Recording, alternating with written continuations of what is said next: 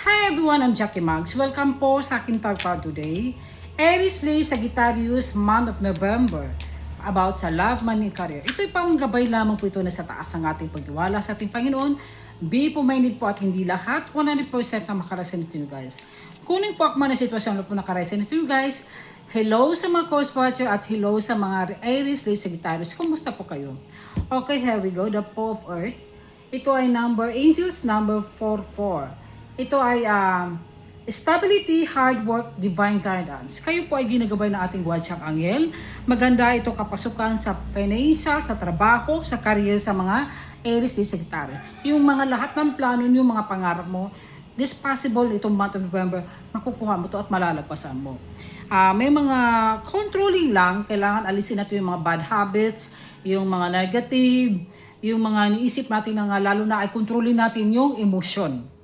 The Seven of Earth, the Seven of Pentacles, ito ay madalas sa harvest seasons of love, trabaho. Pwede ay kayo ay farmer, may nagtatanim kayo ng mga farm sa bundok. Kung anong mga plano nila, there's a harvest season sa kapirahan, lalo na sa ma-achieve yung goals mo. Pwede ito sa loved ones, pwede ito sa career mo ito. The Ten of Cups, ito ay family blessing na binibigay ng ating universe. Pwede ito guys, makipag-reunion itong person mo, family reunion, gatherings, may bala kayo magbahay, o nagkaroon ito ng bahay. Pwede ito guys na there's a family bonding. Pwede ito guys na na-realize mo na importante pala si person sa iyo. O pwede ito guys, may naalala ka sa past person mo na gusto makipagbalikan sa iyo, either ikaw ba o siya ba. There's something na meron kayong itutuwid ng pagkakamali. Pwede ito guys, na-realize mo na importante sa iyo ang family mo. May mga maraming blessings na dating sa iyo sa mga Aries di Sagittarius.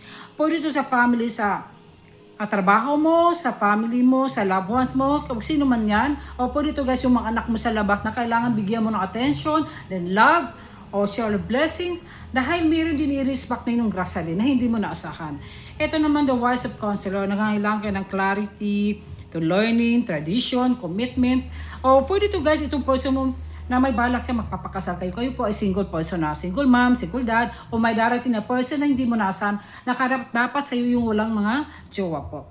Ito naman, pwede ito guys, na hindi kayo pareho ng relasyon ng person mo. Ito nagkataon na pinag-usapan kaya naging conflict kayo. So guys, magtiwala sa Panginoon. Higit sa lahat, ipagdasal lamang to guys. Lahat ng mga guidance ko, nasa iyo na yan ha. Kailangan magdasal din kayo guys. Huwag kayong mag-confuse sa mga ginaguide ko dito. Ito nakakatulong at guidance lang po ito. Higit sa lahat, huwag makalimot pagdasal at Panginoon. Thank you. Bye.